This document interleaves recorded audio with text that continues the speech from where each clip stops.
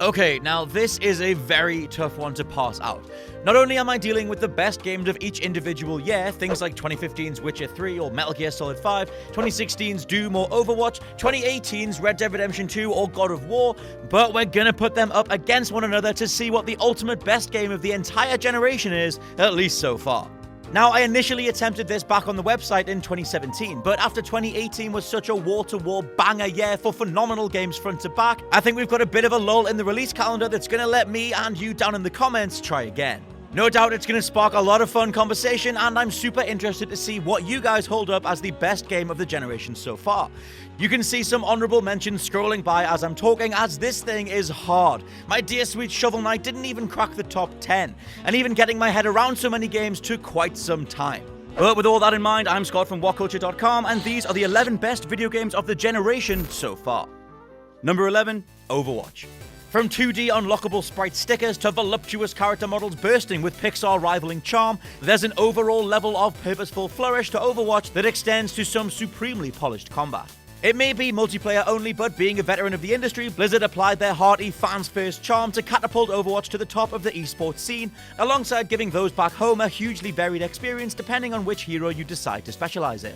Regardless of whether you've been playing since launch or are just hopping in now, Blizzard have maintained excellent matchmaking standards, ensuring that unlike the militaristic competition where you're likely to get shot from across the map before you can say teabag, giving anybody a copy of Overwatch will see their face light up.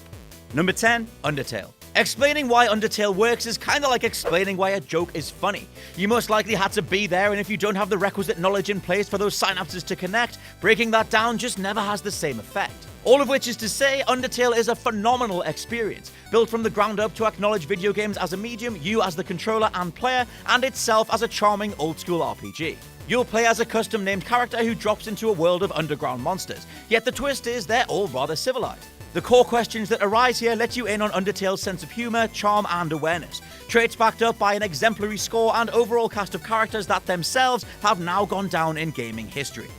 And yes, sans for Smash. Number 9, The Witness.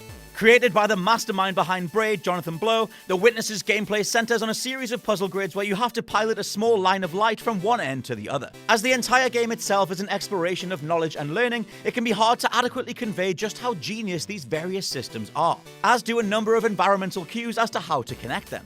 However, at no point are you given any explicit tutorials. It's more that after you take the time to explore, you'll find one perplexing symbol being used in a different way, allowing you to feed this new information back into what was originally halting your progress. Blow himself has stated that many players can't actually articulate how they know what to do to solve his puzzles because the game doesn't tell you in words. Therein lies The Witness's true brilliance and one of the most transcendent interactive experiences you can ever have. Number 8, Celeste. Sometimes a game comes along and accomplishes something we didn't even know the medium was missing. Turns out, in Celeste's case, it's a meaningful, powerful dissection of depression, anxiety, and negative headspaces, only for the entirety of the game to turn the experience into one of the most life-affirming lessons in gaming history. By writing a character as doubting and relatable as Madeline, only to twin her struggles with that of climbing a mountain by way of ultra-hard pixel platforming sections, every part of gameplay gets bolstered by what she's going through. Steering clear of spoilers, the way creative lead Matt Thorson portrays the challenges of negative emotion, how they can be harnessed, conquered, and used to strengthen the individual is exemplary. And this game's closing rush of intricate pathways, game mechanics, visuals, and score is possibly one of the generation's finest moments. Number 7, Horizon Zero Dawn. The first game from Guerrilla Games in over a decade that wasn't Killzone, Horizon Zero Dawn is one of the most immaculately refined experiences on modern hardware. Graphically, it's beyond stunning, widening eyes particularly on PS4 Pro, but its genius also comes through in one of the most in-depth and thoroughly researched video game stories money can buy. A complex web of present meets past meets future again, you'll play character Aloy as she attempts to discover the history of her own mother, realizing her place in the world. Horizon's most satisfying beats come from these story moments, but also disappearing into the underground machine world, exploring cities and campsites primitive humans have built on the surface in this post-apocalypse, or taking down scores of animalistic machines in some Shadow of Mordor or Tomb Raider style combat. Tackling a screen-sized Robo T-Rex with laser cannons on its back using just a bow and arrow is one of the coolest boss moments in gaming, and Horizon Zero Dawn is loaded with moments just as epic as that sounds. Number 6, Bloodborne.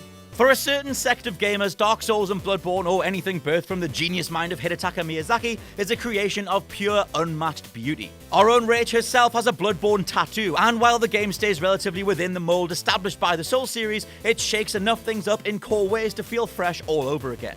As Miyazaki himself is a very well-read individual, the story of Bloodborne is one you'll slowly uncover through all manner of environmental cues, item descriptions, and character dialogue. Whilst knowing your purpose and what's truly going on within the world does reframe everything within, it's the act of discovery and fighting through this Lovecraftian nightmare that will become one of your greatest achievements. You'll remember the personal grind you undertook to level up and beat a particularly taxing boss.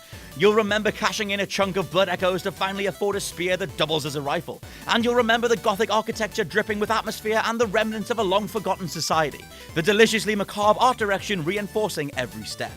Number 5. Red Dead Redemption 2. An unprecedented achievement in the craft of digital entertainment, Red Dead Redemption 2 is the result of a company with endless funds and endless resources, creating something with the purest sense of escapist artistry. There's not one corner cut, not one idea that didn't make it through to the final version. The story of Arthur Morgan is told across a staggering 70+ hours of single-player time, resulting in Rockstar spinning a yarn that directly addresses just how carefree and violent their own in-game methodologies have been in the past. The result of this open world packed with millions of tiny details to see, combined with an authored, character-driven tale of life in the Old West, results in arguably Rockstar's finest work to date. Number 4. Rocket League. Yes, Rocket League is going above Red Dead Redemption 2. It's a far more cohesive package overall, and I'll make the case that it's almost gaming perfection. The proficiency of controls, ease of access, learning curve, sense of reward, and core tactile feel, scoring your first goal is something you'll literally never forget, as hitting the back of the net comes with a gorgeous powdery explosion of neon lights and fireworks. Developers Psyonix knew they were onto something back in 2008 with supersonic acrobatic rocket-powered battle cars, although the name itself will tell you why it didn't catch on, leading to endless refinements of that basic game engine until Rocket League was the end result. It's a Pong, a Space Invaders, a Tetris for the modern age, a perfect set of gameplay mechanics that ensure you get a great sense of fulfillment 10, 20, 100 or more hours in. Getting your head around the physics and momentum necessary to score feels like planting your foot for a perfect connection or curving your racket for a drop shot. That sensation of knowing what you want to do matching the end result, a blend of intent and execution that only comes together through sheer skill. Number 3. God of War.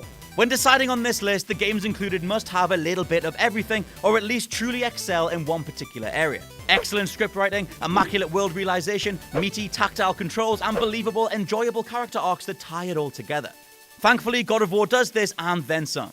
A labor of love from Sony Santa Monica across a staggering 5-year development period, the result is a wondrous recontextualization of Kratos as a character, alongside his role in shaping video game violence as an escapist thrill. By twinning the maturation and self-reflection of Kratos' personality with that of trying to raise a child under the guise of only drip-feeding his worst past crimes, that's one hell of a setup. It makes for a story that's every bit about where these characters go from here, but what God of War has meant to the industry so far. Combat is ludicrously brutal and satisfying. The world design encourages you to check behind every last rock. And from smacking the god boulder around a forest to conversing with the world serpent in whatever the living hell that ancient tongue was, God of War was the game of 2018 and one of the finest of the generation. Number 2, The Witcher 3, Wild Hunt. There's a reason The Witcher 2 was given to President Obama during his visit to Poland back in 2011. Both developers CD Projekt Red and the Polish PM Donald Tusk are so proud of the franchise, they'll happily show it off for all to see. Funnily enough, that same mentality emerges after spending just a few hours with any Witcher game, but Wild Hunt is by far the most ambitious and detailed of them all. Twinning an incredibly complex open world with tons of expertly written quests, items to find, weapons to craft, and intricately designed complex beasts to slay, no two players will have the exact same experience. The gigantic continent feels like it takes Skyrim's expansive Chase the Horizon scope before blending it with a harsh and bleak Game of Thronesian tone, meaning that within minutes you can go from taking down a sky-eclipsing griffin to becoming embroiled in some political tensions down the local tavern. It creates all sorts of spiraling loops of gameplay that are just as rewarding as one another, but a pure love of Andrzej Sapkowski's source material comes across in every line of dialogue, every etched marking on a piece of the environment, and every stitch of clothing on Geralt's battle-hardened frame. Number 1, The Legend of Zelda, Breath of the Wild.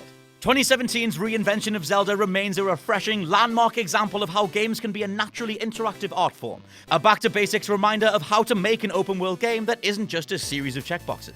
There's none of the fatiguing, complete 15 collectibles for the sake of it, here are a million icons to discover, or if you want help, we've got microtransactions. None of that bloatware is anywhere to be found. Just a handcrafted game that trusts the player to indulge in its systems at their own leisure. Therein lies a tranquil return to why we play video games in the first place: escapism. Breath of the Wild does away with money-grubbing, boardroom pitch meetings and creates a soulful world for you to explore in the most direct sense, thanks to climbing, swimming, cooking, an experimental physics engine, and a slow-burn narrative that acknowledges your actions as a timeless hero saving the kingdom from ruin. Combat is intuitive and responsive, rewarding you with extra abilities through experimentation. You can harness wind to sail a boat, ride the updraft of air from flames to soar higher, throw a metal weapon during a storm, and if you time it right, the resulting lightning bolt will fry an entire camp of enemies. It's the total antithesis of overly hand-holdy tutorials and everything wrong with monetizing every aspect of the experience, the sorts of stuff that we see way too much of from way too many publishers. Breath of the Wild is a reminder of what video games are and how they can affect you on an almost spiritual level.